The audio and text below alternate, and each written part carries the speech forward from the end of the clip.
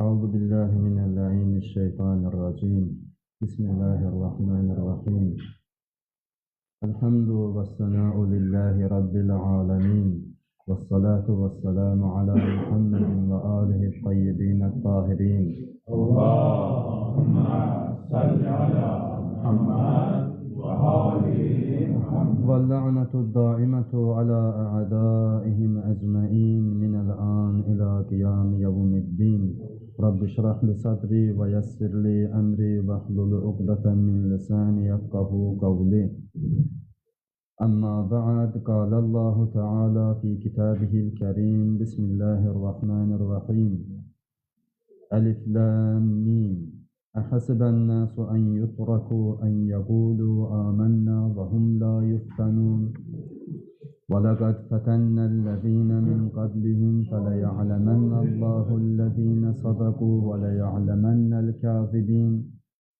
أم حسب الذين يعملون السيئات أن يسبقونا ساء ما يحكمون من كان يرجو لقاء الله فإن أجل الله لآت وهو السميع العليم ومن جاهد فإنما يجاهد لنفسه إن الله لغني عن العالمين صدق الله العلي العظيم وصدق وبلغ رسوله نبي كريم Peygamber ve Ali Peygamber'e salavat ediyoruz. Allahümme salli ala Muhammed ve Ali Muhammed.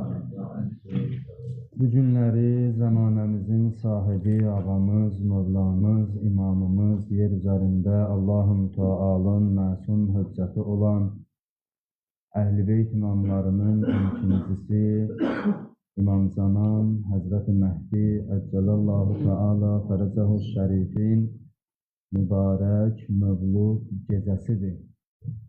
Allah'ın verək o ağanın əzəmətinə, Allah'ın verək o ağanın Allah yanında olan dəyərinə, pak ata-babalarının ehtiramına, xanım Fatımə-tü Zəhra salamullahi əleyhanın ehtiramına, biz günahkar bəndələri o məsum şəxslərin hörmətinə əfv eləsin. Amin. Və naqis ibadət və itaətlərimizi bizlərdən qəbul eləsin. Amin. Bizləri onlara layiqli davamçılardan və xidmətində müvəffəq və müəyyəd olanlardan qərar versin. Amin. Peyğəmbər və Ali Peyğəmbərə salavat ediyor. Allahümme salli ala Muhammed ve Ali Muhammed.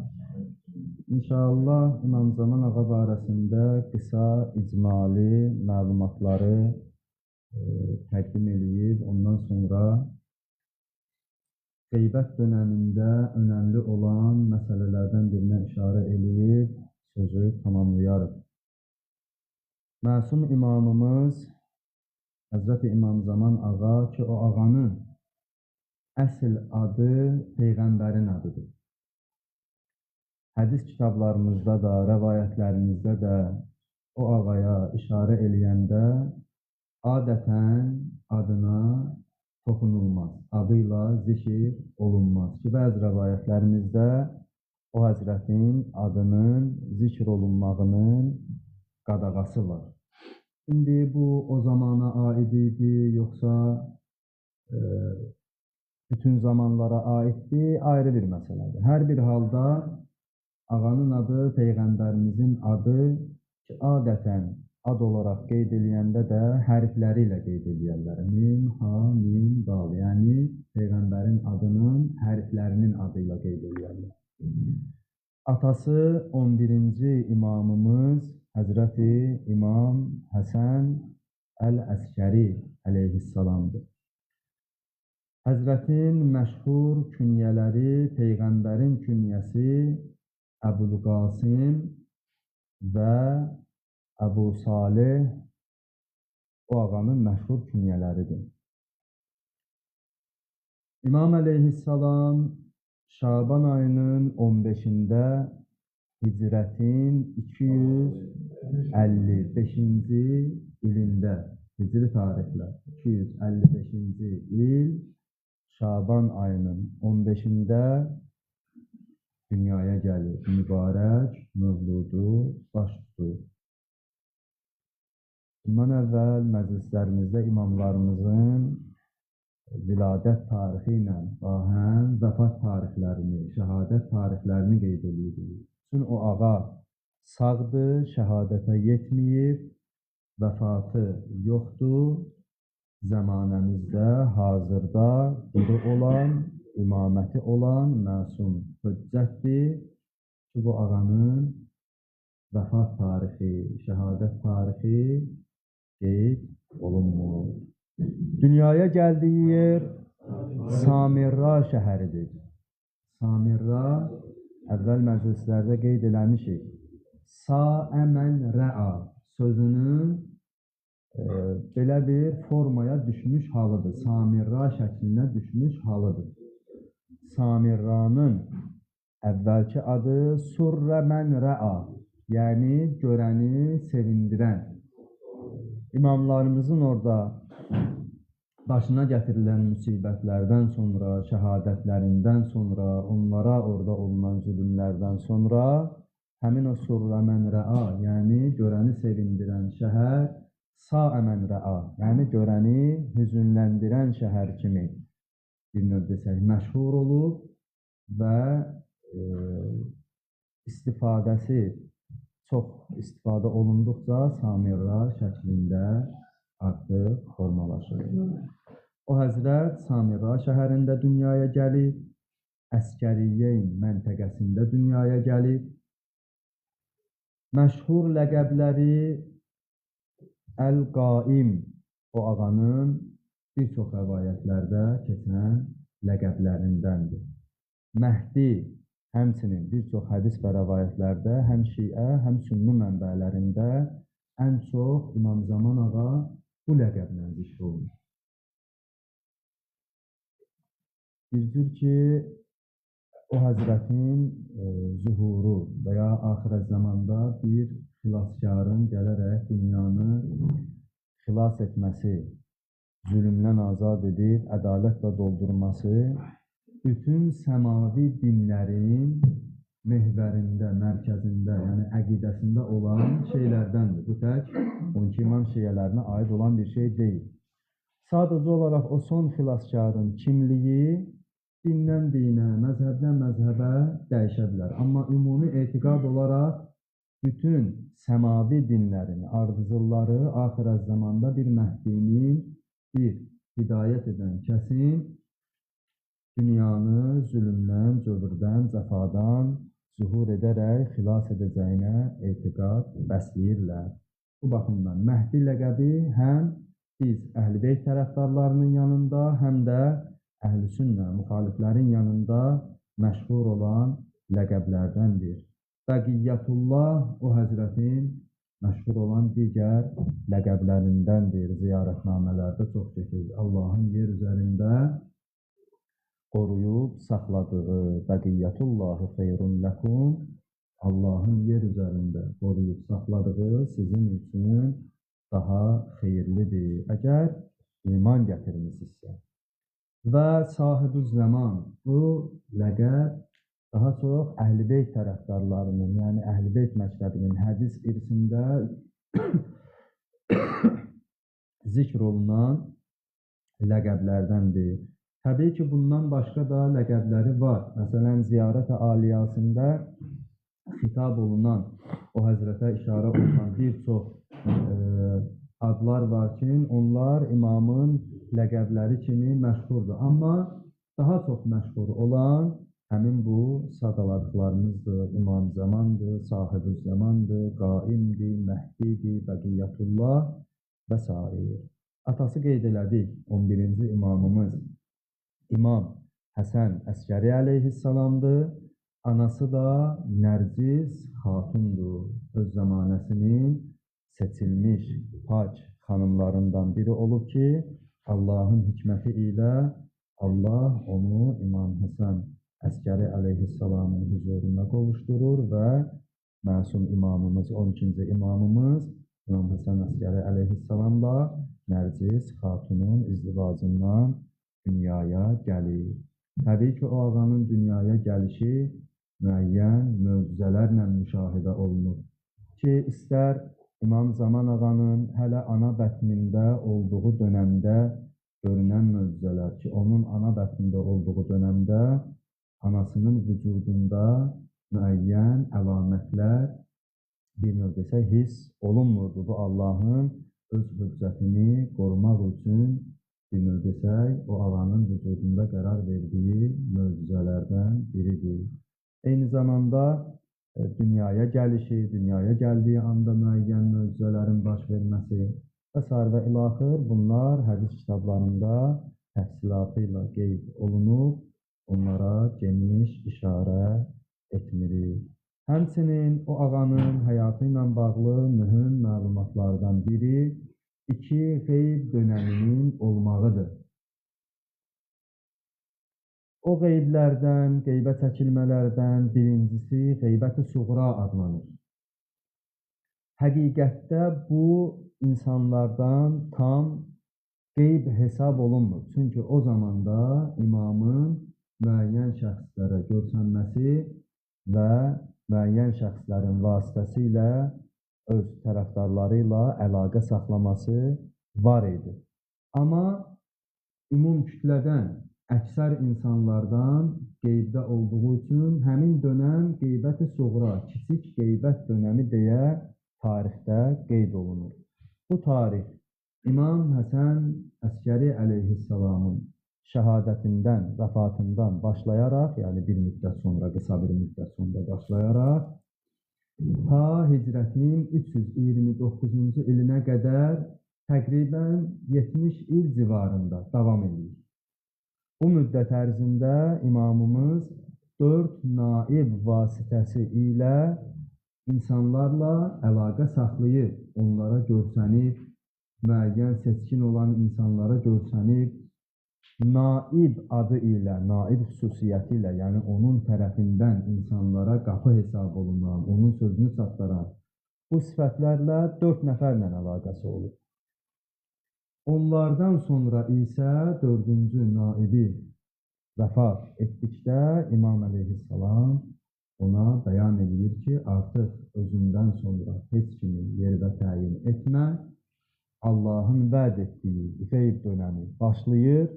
Bundan sonra Allahın əmri gələnə qədər artıq bir növ desək, qeyb dönəmi olacaq. İmam əleyhissalam buna öz məktubunda işarə edir. Və həmin bu zamanda insanların öhdəsində olan təqvalı, əməli salih, dində fəqih olan insanlara müraciət etməkləridir. Hazırki dönəm o həzrətin böyük qeybət dönəmi hesab olunur ki, inşallah bu dönəm, bu qeybət dönəmi tamamlananda o ağa zuhur eləyəcək ki, onun da müəyyən əlamətləri var. Əvvəlki məclislərdə qeyd eləmişik və yer üzərini zülmlə, iyrəncliklə, sirkabla olduğu kimi ədalətlə, səfa ilə təmizləyəcək, dolduracaq. Allahın verə izzəti cəlalına dünyadan köçmüş olsaq, həmin gündə bizə Allah qəbirlərimizdən dirilsin. Əgər həyatda olduğumuz dönəmdə nəsib olsa, Allah bizi onun dəstəsində qərar versin, düşmənlərinin dəstəsində qərar verməsin. Peyğəmbər və ali Peyğəmbərə salavat hədiyyə elər. Allahümmə salli alə Muhammed və ali Muhammed. Məsum imamımızın qeyb dönəmində diqqət göstərilməli olan mühüm məsələlərdən biri təmhis məsələsidir. Təmhis nədir? Təmhis Allah-u Mütealın insanları imtihan etməsi, onların hallarından bir növ desək, xəbərdar olmaq. Bu mənada ki, həqiqi iman əhlini riya əhlindən, münafiqlərdən, kafirlərdən fərqləndirmək üçün, seçmək üçün bütün dönəmlərdə Məxsusən də İmam Zaman ağanın qeybət dönəmində bir imtihanı var ki, həmin bu müddətdə Allah-u Teala bəndələrini imtihan edərək, onlardan saflarını, həqiqi iman əhlini, riyakarlardan, münafiqlərdən, qəlbi heyrətdə olanlardan ayıraraq, məsum İmam əleyhissalamın xidmətində, huzurunda onları qərar verir. Təmhiz, ixtibar, müxtəlif adlarla gəlmiş olsa da, mahiyyəti bundan ibarət. Ki, bizlər bu dünya həyatında müxtəlif vasitələrlə Allah tərəfindən imtihan olunur. Həmin o vasitələrdən biri məsum imamımızın bizdən qeybə çəkilməsi ilə olan imtihandır. Həmin o imamın qeybə çəkilməsində Allah yanında müəyyən hikmətlər var ki, onlardan bəziləri imamlarımızın kəlamlarında bizə yetişir, bəziləri də bizə yetişmir. Məsələn, İmam əleyhissalamın qeybə çəkilməsinin hikmətlərindən biri o həzrətin canının xətərdən amanda qalması kimi qeyd olunur. Canına təhlükə olmaz. Həmin o hikmətlərdən biri də onun qeybə çəkilməsi ilə möminlərin imtihan olunmalıdır. Ki, bu insanlar öz imamlarının yoxluğunda bu mənada ki, gözlərindən qeybdə olduğu, yanlarında hazır olmadığı, ona şahid olmadıqları bir dönəmdə ona necə münasibət göstərəcəklər? Vəfa göstərəcəklər, sədaqət göstərəcəklər, onu yanında olmasa belə yanındaymış kimi qəbullanıb, o cür davranacaqlar ki, bunun əhəmiyyəti nədir? Məsələn, İmam Cəfər Sadiq əleyhissalam əshabından birinə buyurur ki, Xəfillah kəənnəkə tərə, fəinləm tərə və huvə yara. Allahdan elə qorx ki, sanki onu görürsən.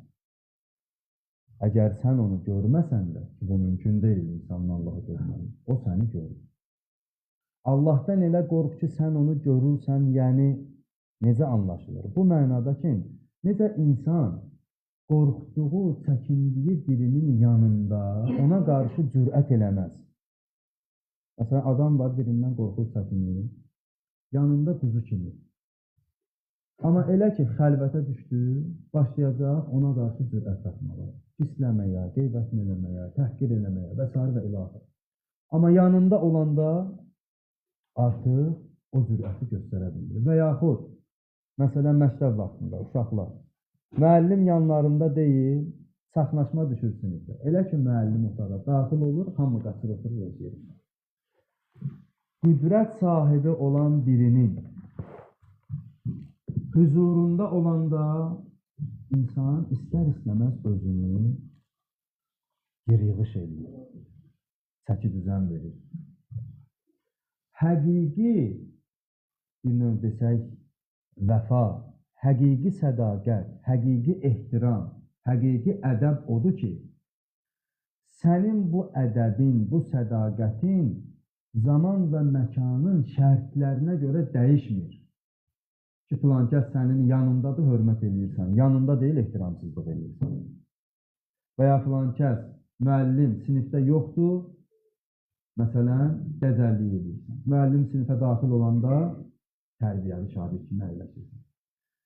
Bütün bu sadaladıqlarımız ehtiram olsun, itaət olsun, vəfa olsun, sədaqət olsun. Bunların hamısının mahiyyəti əslində o vaxt həyata keçir ki, sən zaman və məkanın şərtlərinə, yəni səndə bu şey o vaxt xarakter hesab olunur ki, sən zaman, məkanın şərtlərinə görə düşdüyün yerdə haldan hala düşməyəsən. Sənin xarakteri bu bir şey dəyişdirməsin. Məsələn, başqa nümunələrini vuraq. Bir dənəsini Allaha nisbətdə dedik, İmam Cəfər Sadiq əleyhissalam. Məsələn, ailə barəsində. Həzrət Rəsul Əkrəm buyurur ki, Selamun Aleyküm və Rəhmətullah. Salavat şükürə Peyğəmbər var. Allahümmə salli ala Muhammed. Həzrət Rəsul Əkrəm buyurur ki,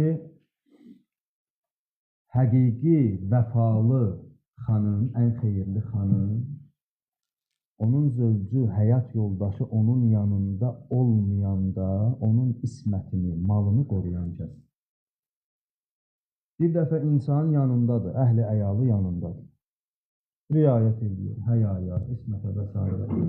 Amma bu şey o zaman dəyərli olur. Həqiqi sədaqət, həqiqi vəfa o zaman hesab olunur. O vaxt bu xarakter kimi dəyərə minir ki, sən düşdüyün haldan sui-istifadə etmirsən. Yəni, sənin həyavı yanında kiminsə olub-olmamağı təyin eləmir. Bu sənin yanında kimsə olsa da, olmasa da daxilində olan bir xüsusiyyətə, bir xarakterə dönüşür. İndi bu vəfanı, bu sədaqəti, bu həqiqəti Allah müxtəlif şəxslərə nisbətən fərqli zamanlarda, məkanlarda imtihan edir. Onlardan biri məsələn özünə nisbətən imtihan. Quran-ı Kərimdə Allah-u Teala bir neçə ayələrdə buyurur. Onlardan biri də Ənkəbut surəsinin əvvəlindən ta 6-cı ayəyə qədər olan ayələrdir. Məsələn buyurur.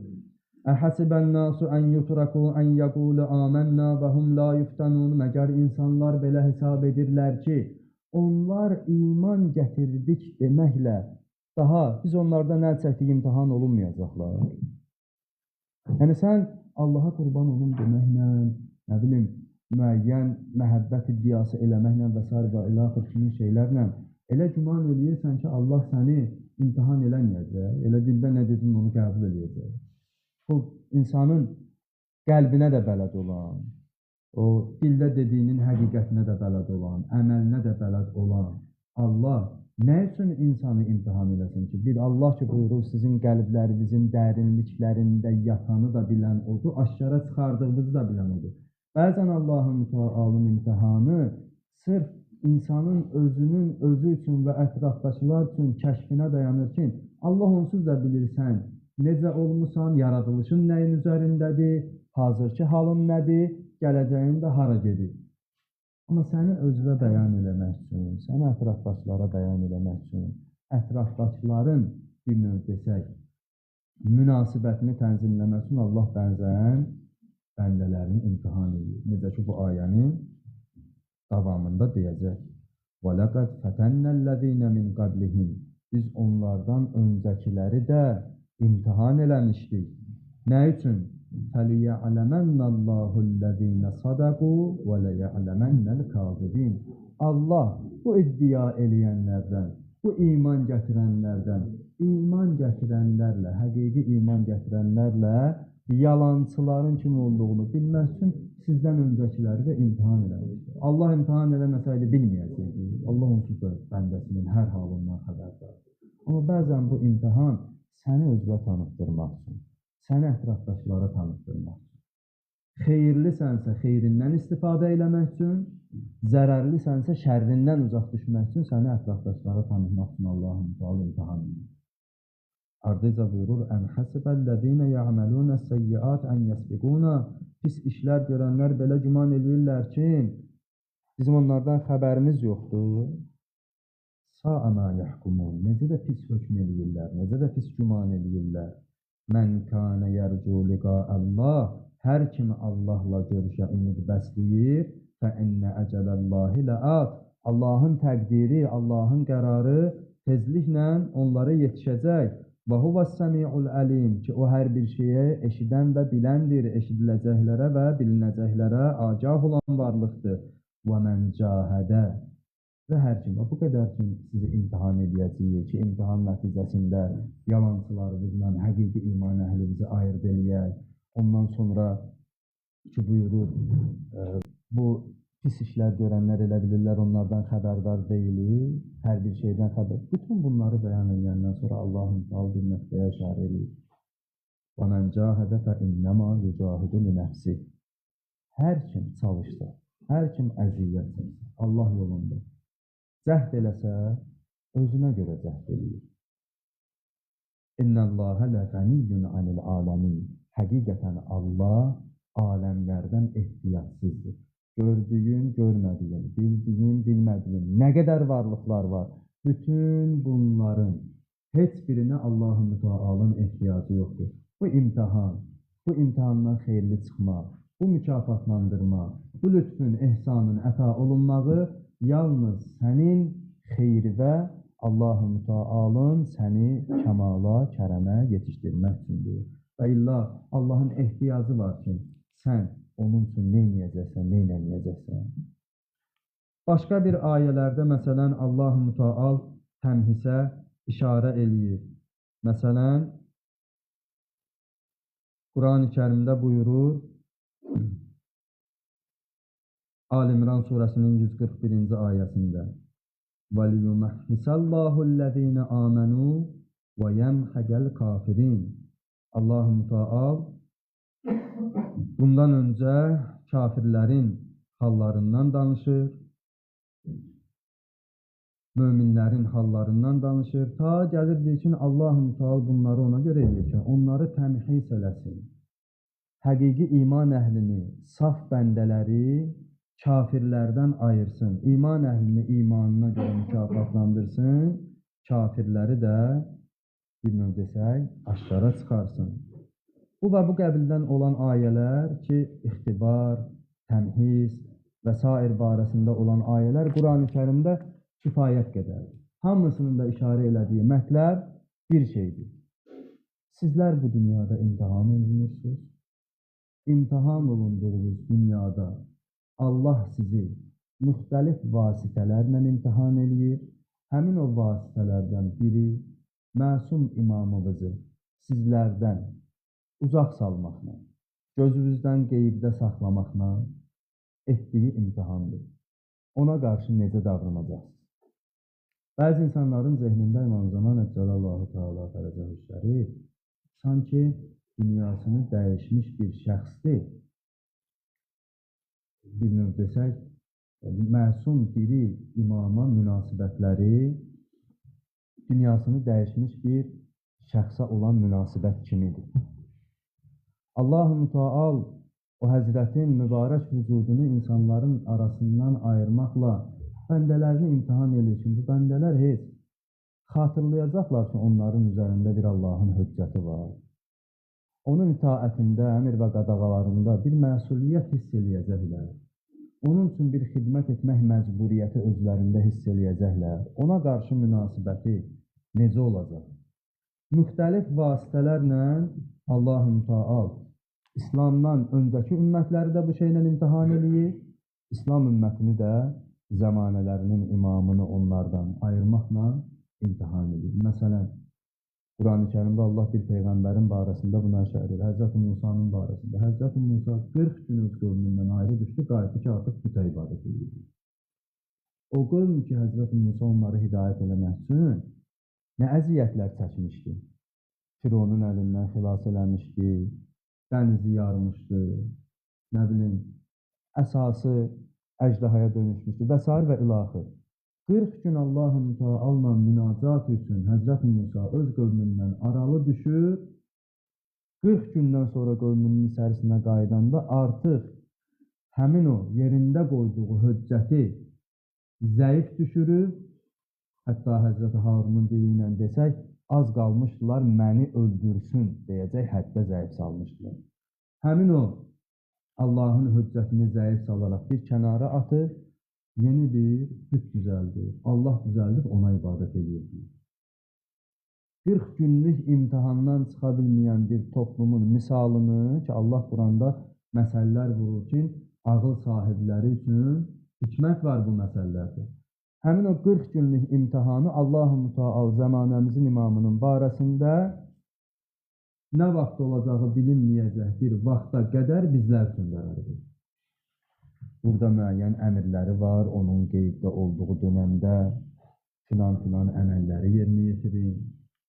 Məsələn, Allahın əmr və qadağalarına itaətkar olmaq, təqvalı olmaq, nə bilim, onun zuhurunun intizarını çəkmək, onun üçün dua eləmək, onun sevdiyi əməlləri yerinə yetirmək, Allahın sevdiyi əməlləri yerinə yetirmək, onun zuhuru üçün zəminə hazırlamaq, öz ruhiyyəvi onun üçün hazırlamaq, nəfsi paşlamaq və s. və ilaxır.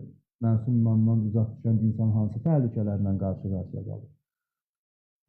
Bu kimi şeyləri Allah-u Teala bizə əmr olaraq, göstəriş olaraq qoyur ki, sizin məsum imamınız qeybə çəkiləcək. Həmin onun qeybdə olduğu dönəmdə görün necə davranacaqsınız. Məsələn, İmam Əleyhisselam bir kəlamında buyurur ki, sizlər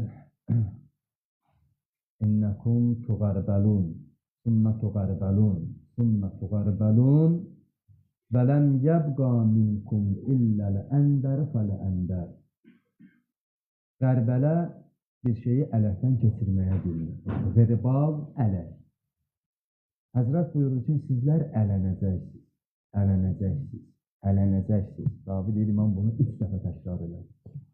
Ondan sonra buyurdu ki, sizlərdən yalnız əndər olanınız qalacaq. Əndər bilirsən nədir? Nadir, az mənasında. Bunu belə məna edirlər. Bir insan bir şeyi götürür, məsələn, bir meyvəni, bir almanı götürür yemək.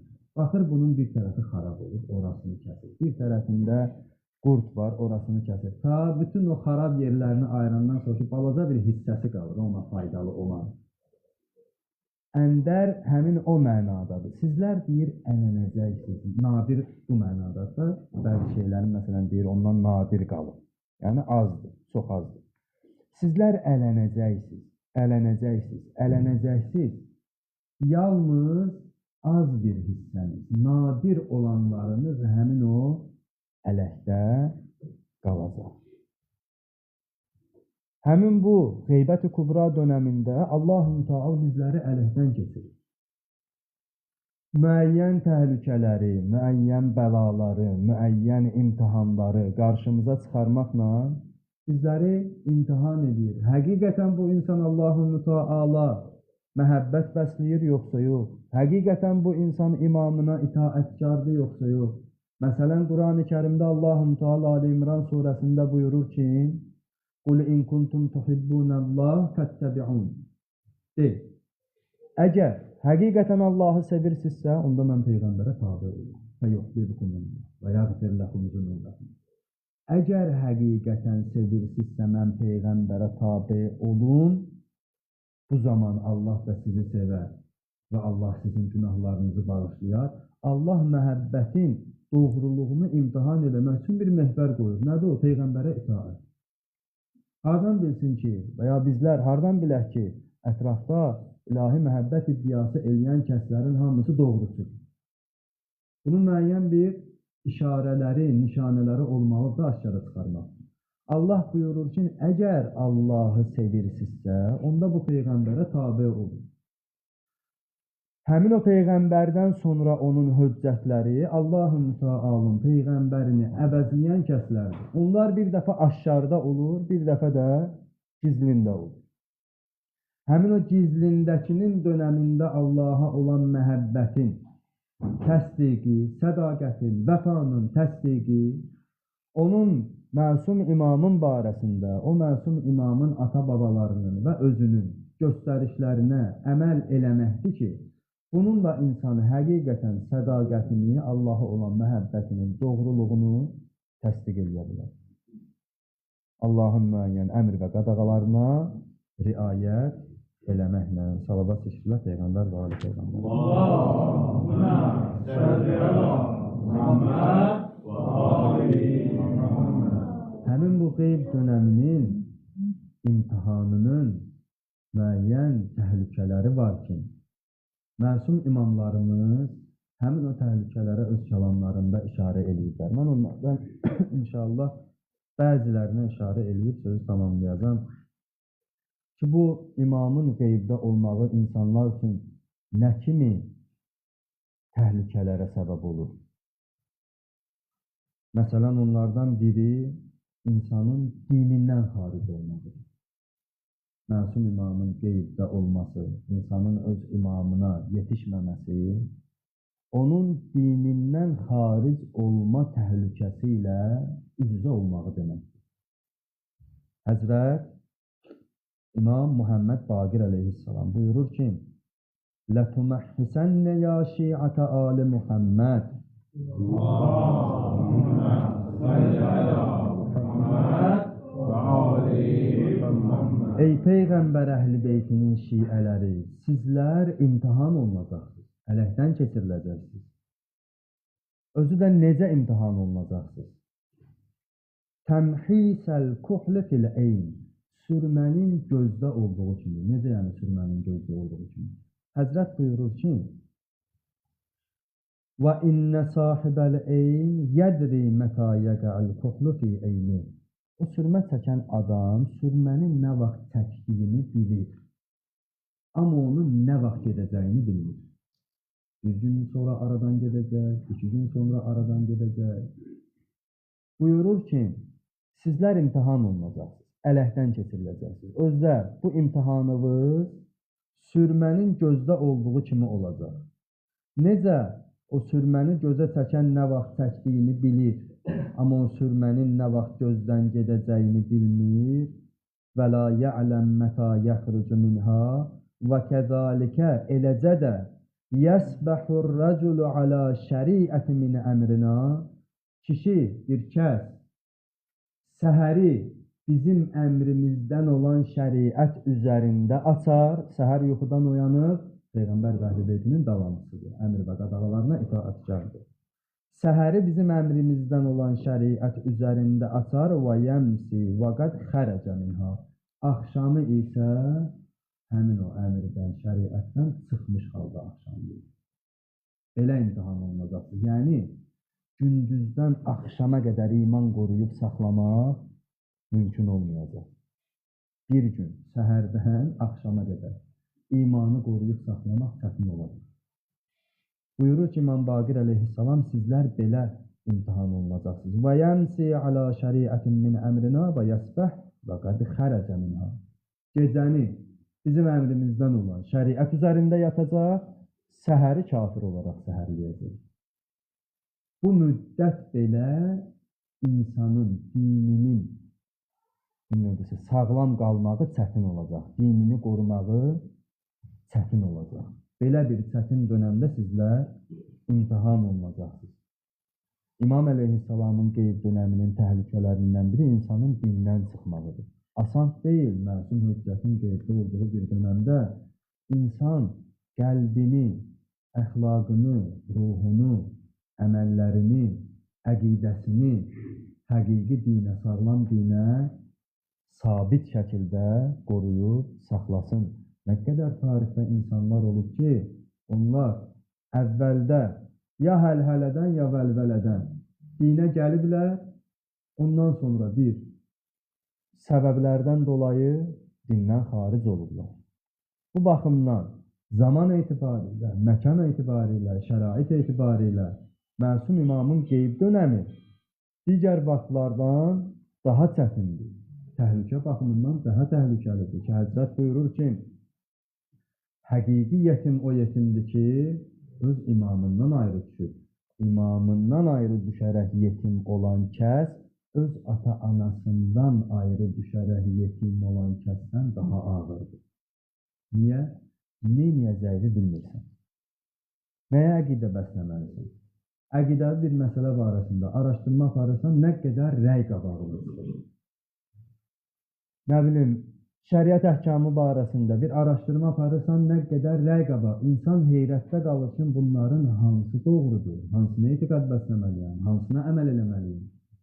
Bu baxımdan qeyb dönəminin ən böyük təhlükələrindən biri insanın dinindən xaric olmağıdır ki, məsum imamın vücudu, bir növ desək, ona bağlılıq, ona olan mərifət, əmr və qadağalarına itaətkarlıq insanın dinində sabit qalmağı üçün bu qeyb dönəmində gərəkli olan şeylərdəndir.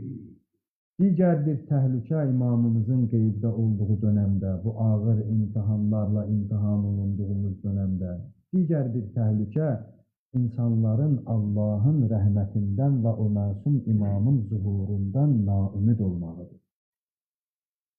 Müddət uzaldıqca insanlar naümid olarlar ki, bəzi insanlar deyəsən bu deyilənlərin hamısı yalandır, uydurmadır. Deyəsən daha gəlməyəcək. Və ya Allahın rəhmətindən naümid düşür ki, imamımız əleyhissalam həmin buna öz kəlamında işarə eləyir. İmam Cəfər-i Sadiq əleyhissalam. O Həzrətin yanında İmam Zaman ağanın bir ləqəbi zikr olundu. Həzrət buyurdu ki,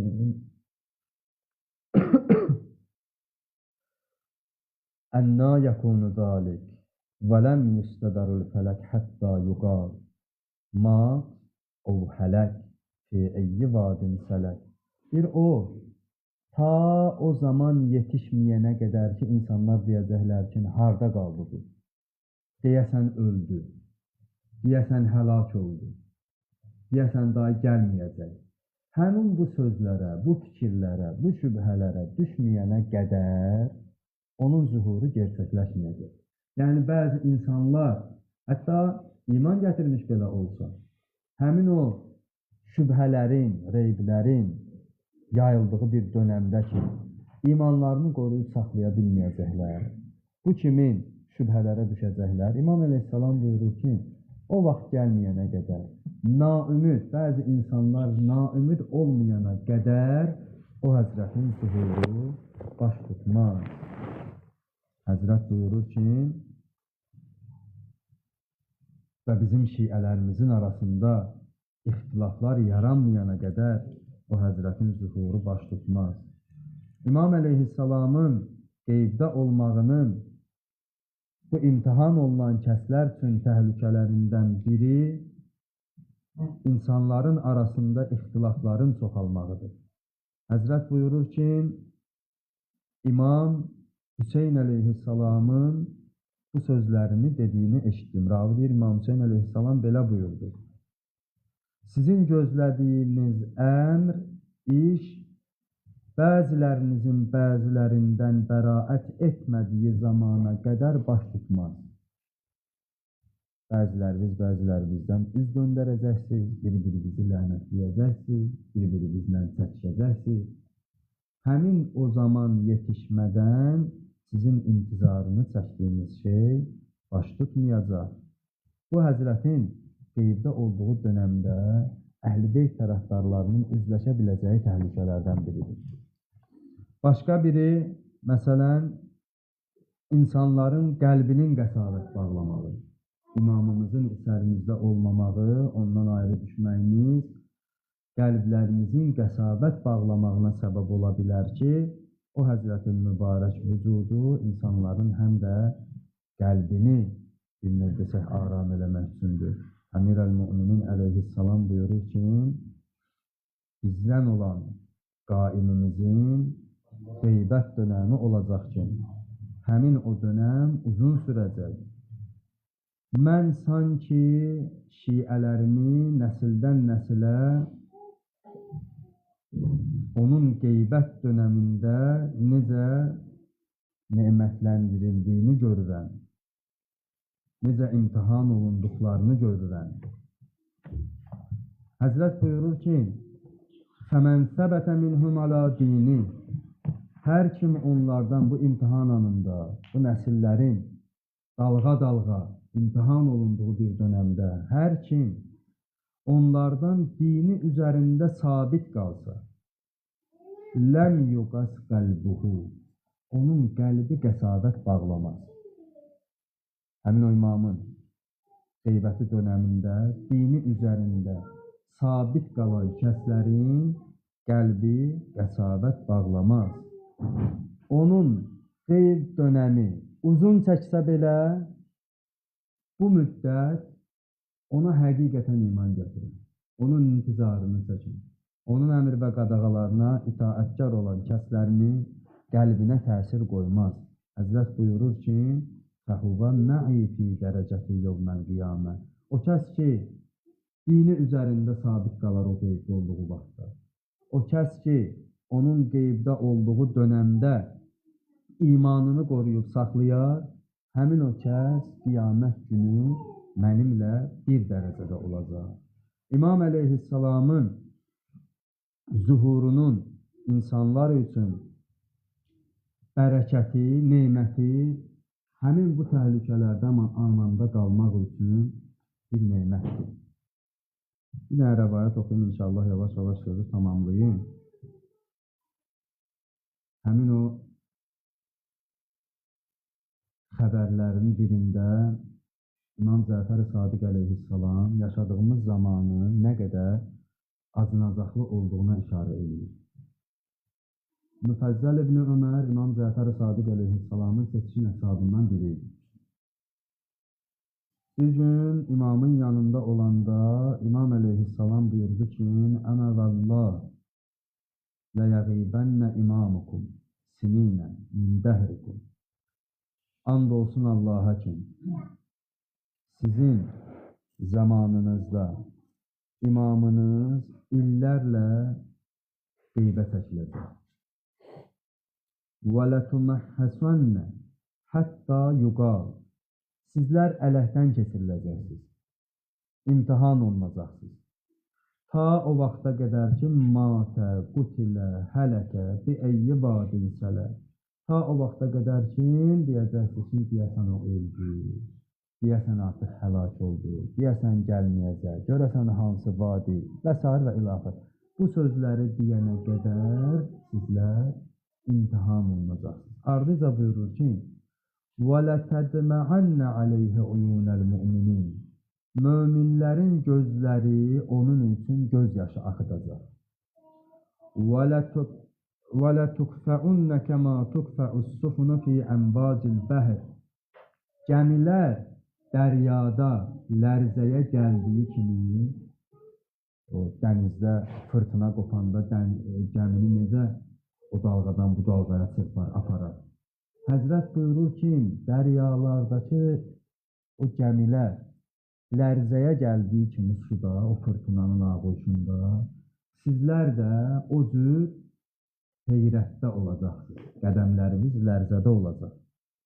İmam əleyhissalam buyurur ki, فَلَا يَنْجُوا إِلَّا مَنْ أَخَذَ اللّٰهُ مِيثَاقَهُ وَكَتَبَ فِي قَلْبِهِ الْإِيمَانِ وَأَيَّدَهُ بِرُوحٍ مِّنْهُ. Bu zaman yalnız Allah-u Teala'nın əhd aldığı kəslərdən başqa, qəlbinə imanı saldığı kəslərdən başqa, öz tərəfindən ruhla təyid etdiyi, qüvvətləndirdiyi kəslərdən başqa heç kim nicat tapmayacaq.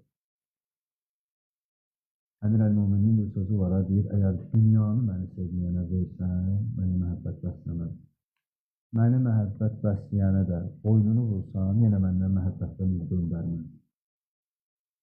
Həzrət buyurur ki, həmin o vaxtda Allahın əhd aldığı bəndələr var. Bunlar sağlıqlarında da, ölümlə qarşılaşanda da əhl-i beytə vəfalıdırlar, sədaqətlidirlər.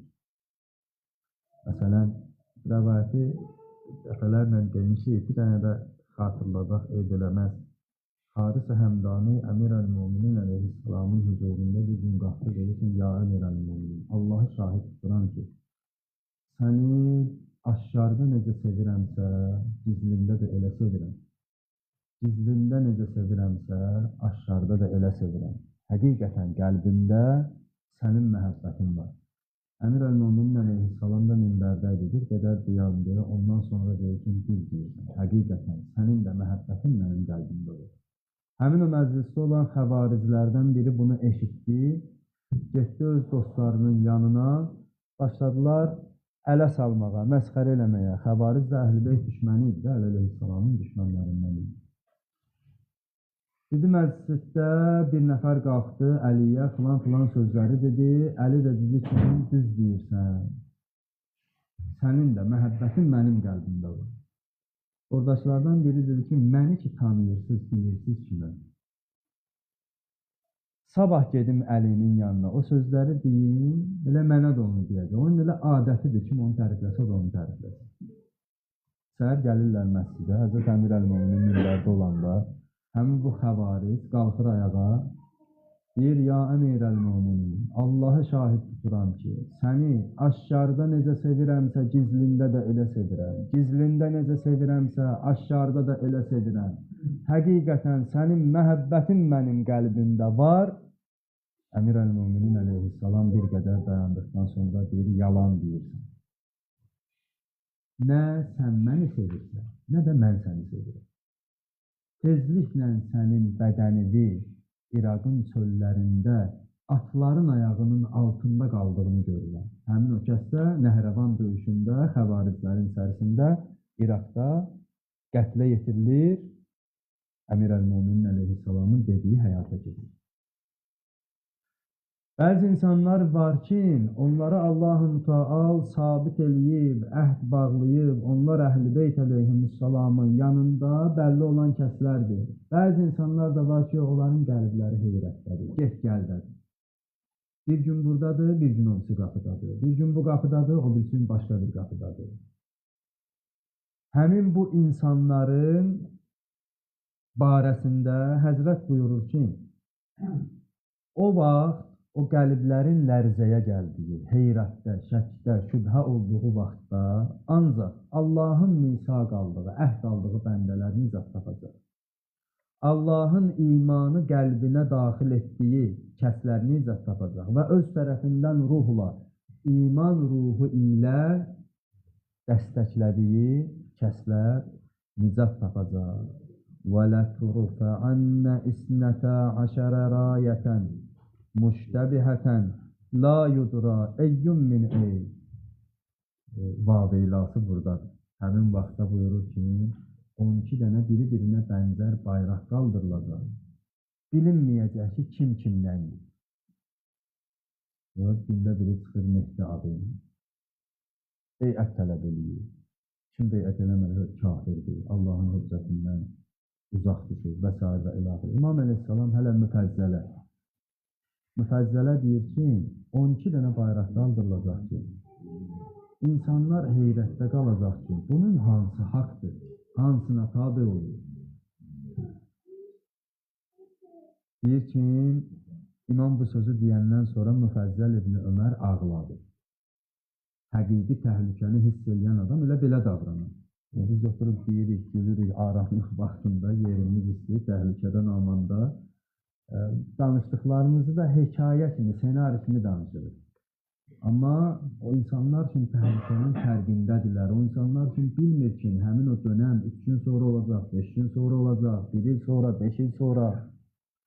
Müfəzzəl ibn Ömər bu sözləri eşidəndə ağlayır. İmam əleyhissalam buyurdu ki, yaxşı, həmin vaxtı biz neyniyək, necə davranaq? Həzrət buyurdu ki, فَنَزَرَ إِلَى الشَّمْسِ اَدْدَاخِلَةِ السُّفَّ İmam əleyhissalam deyir ki, günəşə baxdı. Dedi ki, ya Əba Abdullah, Əba Abdullah Müfəzzəl ibn Ömərin künyəsidir. Tərə hadihi şəms, bu günəşi görürsən. Deyir, dedim, bəli, ağa, görürəm. Həzrət buyurdu ki, Vallah ləəmruna əbyənu min hadihi şəms. And olsun Allaha, bizim işimiz bu günəşdən daha aydındır, daha aşkardır. Bizim əmrimiz həmin bu günəşdən daha aşkardır, daha aydındır. Amma kimin üçün daha aşkar, daha aydındır? Adam ömrü boyu dinin qapısından, kandarından girmir. Ömrünün bir vaxtında gəlib bir xəbər eşidir. Falan yerdə bir imam çıxır. Bu imam tanıya bilər. Bunun üçün aydınlıq var, aşkarlıq var. O kəslər Əhl-i Beyt əleyhissalamın əmri onlar üçün günəşdən aydındır ki, onların yanında əlamətlər var, mərifət var. Kim imam olmalıdır? İmam nə vaxt zuhur eləyəcək, necə zuhur eləyəcək, hansı əlamətlər baş tutanda zuhur eləyəcək? bunlar barəsində icmali də olsa məlumat var. Ondan sonra istəyir 12 dənə yox, 100 dənə bayraq çıxarsınlar. Bilən adamın yanında heç bir şübhəyə, şəkkə səbəb olmayacaq. Amma o adam ki, ömrü boyu heç bir şeylə məlumatlanmıyor, ömrü boyu dininlə maraqlanmıyor. İndi biri çıxıb deyir ki, mən Allahın sizə göndərdiyi vəd olunmuş xilaskarım. O birisi çıxır deyir, mən onun qapısıyam, babam. O birisi çıxıb deyəcək ki, mən Mehdiyəm. Filankəs çıxıb və sair və ilaxır. Bütün bunların hamısı kimin üçün təhlükədir? Kimin üçün bu hal zülmət halıdır? O adam ki, ömür boyu Əhl-i Beyt imamlarının barəsində mərifəti olmuyor. Ömür boyu Əhl-i Beyt imamlarının barəsində araşdırma aparmıyor. Bu baxımdan Həzrət İmam əleyhissalam buyurur ki, bizim işimiz günəşdən aydındır. Hə, sən əgər o günəşin işığından özünü məhrum eləyib, günəş yoxdur deyəcəksənsə, ayrı bir məsələdir. Fayda nə vaxt insana yetişəcək? Günəşin nuru insana nə vaxt fayda verə bilər? O vaxt ki, mane olmasın. Mane səbəblə nəticə arasında varsa, o həyata keçə bilməz. Odun işi nədir? Yandırmaq. Vərəqin işi nədir? Yanmaq. O vərəqi oda qoysan, yanacaq. Amma onu suya batırıb ora qoysan, o yanmayacaq. Niyə? Səbəblər cəm olmayıbdır. Yox, səbəblər cəm olur. Mane var, əlavə bir səbəb, mane səbəb var ki, o imkan vermir, nəticə baş tutsun, bu vərəqlə odun qovuşmasından yanğın başlayırsın. O vaxt insan günəşin nurundan fayda götürər ki, o özü ilə o günəş arasında mane qərar verməsin. O vaxt insan məsum imamın, o günəşdən də ənvar olan, o günəşdən də aydın olan imamın vilayətindən, mərifətindən bəhrə aparar ki, özü ilə onu arasında bir mane qərar verməsin. Əgər sən günahları, xətaları, əqidəvi zəlalətləri və s. və ilaxır şeyləri, dünya məhəbbətini özünlə o günəş arasında, məsum imam arasında maniə qərar versən, təbii ki, sən məsum imam tanımayacaqsan və zəlalətdə olacaqsan. Amma maneləri ortadan qaldırandan sonra, səbəbləri, məlumatları cəm eləyəndən sonra Əli Əkbər ağanın dediyi bir söz var. Əgər haqqdırsa, əqidən haqqdırsa, dinin haqqdırsa, onda heç fərqi yoxdur. Ölüm bizə tərəf gəlmiş olsun, ya biz ölümə tərəf gedək. Əgər məsum imamın qeyb dönəmində düzgün əqidə üzərində olsan, düzgün əxlaq üzərində olsan, düzgün əməl üzərində olsan, nəfsi təzkiyəni eləsən və s. və ilaxır, nələr gərəklidir, onlara riayət eləsən, sənin üçün heç fərqi yoxdur ki, onun zuhur etdiyi vaxtda sən həyatda olmuş olasan, ya qəbrində uzanmış olasan. Həyatda da olsan, Allah bir vəcihlə səni ona yetirəcək. Necə ki, hədisdə gəlir, yerin şərqindən və qərbindən insanlar dəstə-dəstə ona tərəf üst tutarlar. Heç kim də onlara mane ola bilməz. Sağ da olsan, Allah səni ona qovuşduracaq. Qəbrində də olsan, layiqsənsə o qəbirdən qaldırıb səni onun xidmətində, huzurunda qərar verəcək. Vay o zamandan ki, insanın o ləyaqəti olmuyor. Vay o zamandan ki, insan o imanı, o əqidəni, o əxlaqı, o əməli bu səbat üzərində, davamlılıq üzərində qoruyub saxlaya bilməyər. Məxsusən də şəkkin, şübhənin, fitnələrin günü-gündən artdığı bir dönəmdə, din oğrularının artdığı bir dönəmdə, dinə həmlələrin artdığı bir dönəmdə, insanların mənəviyyatının təhlükəli olduğu bir dönəmdə din qoruyub saxlamaq, iman qoruyub saxlamaq, hər bir müslüm, fərq etməz, hər bir müslüm çətin bir şeydir ki, burada Allahın tövfiqi olmadan, Allahdan inayət olmadan baş çıxarmaq çətin məsələdir. Bir dənə İmam Cəfər Sadiq əleyhissalamdan və s. şiirədə hədis var, Həzrət axirət zamanın çirkinliklərini sadalayır ki, nələr olacaq o zaman ki, günahlar aşkarda olunacaq, heç kim həya eləməyəcək, heç kim əmrdə məruf nəhyəz münkər eləməyəcək. Şərab aşkarda içilər, heç kim mane olmaz. Qumar aşkarda oynanar, heç kim mane olmaz. Qadınlar əxlaqdan çıxar, nə bilim, insanlar musiqinin, haramın qazancı ilə qidalanarlar və s. və ilaxır. İmamın huzurunda olan ravi deyir ki, atamanam sənə fəda olsun. Yaxşı elə zaman gələndə biz neyniyək, necə davranın? Həzrət buyur, o zaman yetişəndə deyir ki, insanlar artıq Allahın qəzəbindədirlər, amma yanında olan bir hikmətə görə hələ o qəzəbi təxirə salır.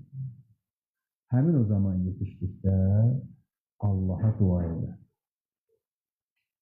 Əmirdə, qadağada riayətkar ol, Allahın əmri və qadağalarına riayət elə, ibadətin, itaətin düzgün olsun və Allaha dua edə ki, o vaxt Allahın tövfiqi olmadan din qoruyub saxlamaq mümkün olmayacaq.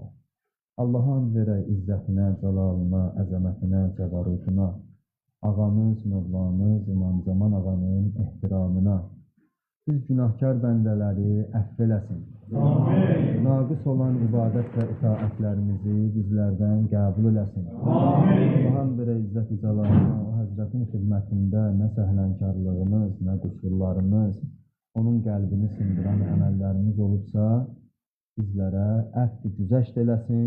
Allah-u Teala bizləri elmdə, salih əməldə müvəffəq eləsin. Allah'ın verə izzətinə, cəlalına, o ağamızın nəzərini bizlərdən uzaq salmasın. Bizi daim rəhmət nəzərində saxlasın. Lütfünü bizdən əsirgəməsin. O Həzrətin məhəbbətinin hərarətini qəlblərimizdə daha da artırsın. Allah'ın verə izzət-i cəlalına bu hilələrin, fitnələrin, şəklərin yayıldığı bir dönəmdə imanımızı qoruyub saxlamaqda, bu imanla dünyadan köçməkdə bizləri müvəffəq eləsin. Allah-u Teala tezliklə o ağanın zuhurunda təcil eləsin. O ağanın zuhuru ilə yer üzərində ədaləti bərqərar eləsin. O Həzrətin xidmətində müvəffəq və müəyyəd olanlardan qərar versin. Allah barəmizdə xeyirli bizlərə əta eləsin. Zərərli və nədirsə şərrini, zərərini dəf eləsin. Peyğəmbər və ali Peyğəmbərə salavat edir. Allahümme salli ala Muhammed ve ali Muhammed. Allah razı olsun, Allah razı olsun.